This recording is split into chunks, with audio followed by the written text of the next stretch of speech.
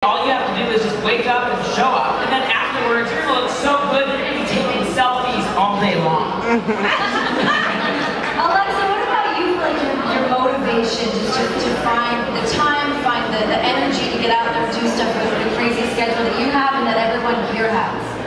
I try to get out and do as much workout as I can. Like before I came here, I used to compete. I beat the bikini, and that was just strenuous workouts all the time, clean eating. It was a lifestyle, and I found that, you know, stepping back from that is what You guys hear us in the back? Sorry. You good? I don't think we can hear us. Can't hear? Can you hear now? What's up? Alright. So, Everyone not in the workout mats, please stay quiet. oh, yeah, Because you guys are the ones creating all the chatter and everyone here is trying to listen. But a lot of times what I found that I do is I have these like workout apps, and they have different body parts that you can do, and you can set what body part you want to do and the amount of time you want to do it. And it's to do in your room, or it's all plyos or legs and stuff like that. It's called Twerk It. It's awesome. What do you Twerk It?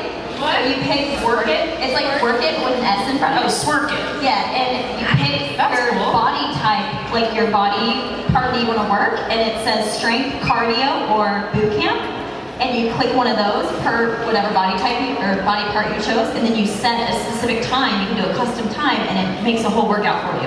So I have a question on that. I work out, but I'm not like knowledgeable like you guys are. What's the difference of doing like the cardio versus what an actual like boot camp style workout is? What does that really mean?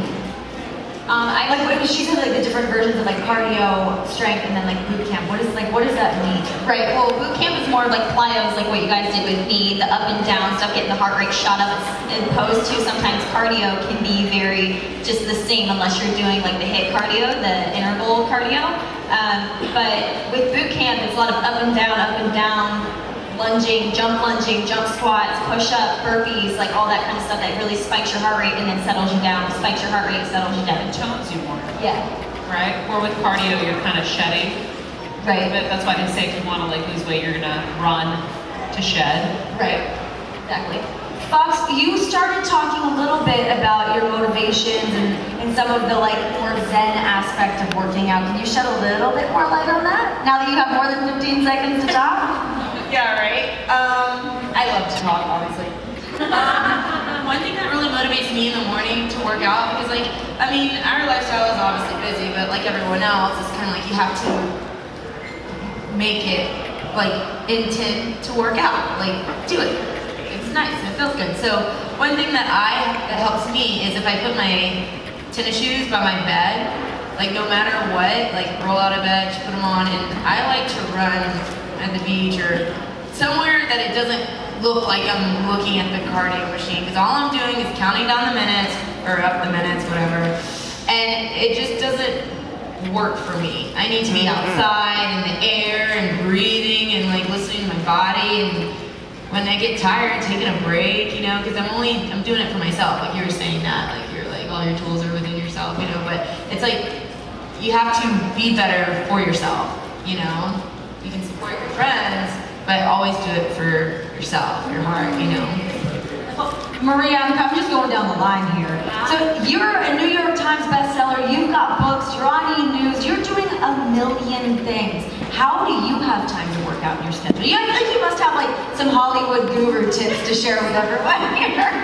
Spill it. Spill it. Okay, so first of all, you guys are getting copies of 2 of my books in your bags today.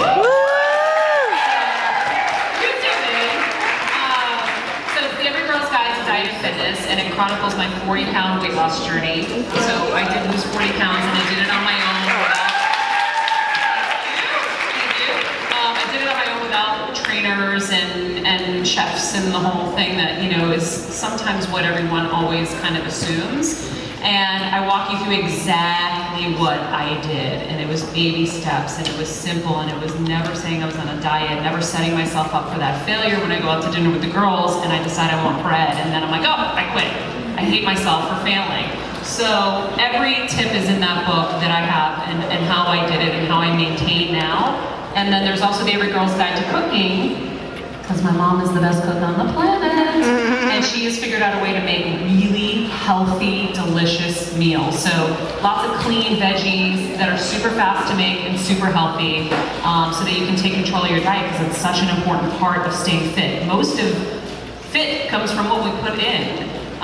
When you're really good about what goes in, you don't have to do as much of this. This is like a compliment, I feel like, to what you're eating. And you gotta look at your body like a vehicle, right? Like I always think, I'm like, do I wanna be a Mercedes, or do I wanna be like, you know, my dad's old beat up car? I want a vehicle that's gonna get me to the next spot in the smoothest ride, super like, not gonna break down. And so I always think of the gasoline I'm putting in as like, I want the most pure fuel in my body so that I'm as healthy as I can be to go out and achieve my dreams, to be able to be here with you guys today. So that's kind of my mentality. Now, because I've gone through this whole weight loss journey and because I've kind of figured out my rhythm, I don't go to the gym. So I take advantage of moments like this in my life when I have a segment on TV where I'm interviewing, let's say, you know, Miranda Kerr, who's a Victoria's Secret model, and we do a little workout. I take advantage of those moments so that I can get a workout in too. Now, that's not all the time. The biggest thing that I do, and I'm a big advocate for, is like a step tracker, which I'm sure most of you guys have. How many have Fitbits in here? Everybody? Okay.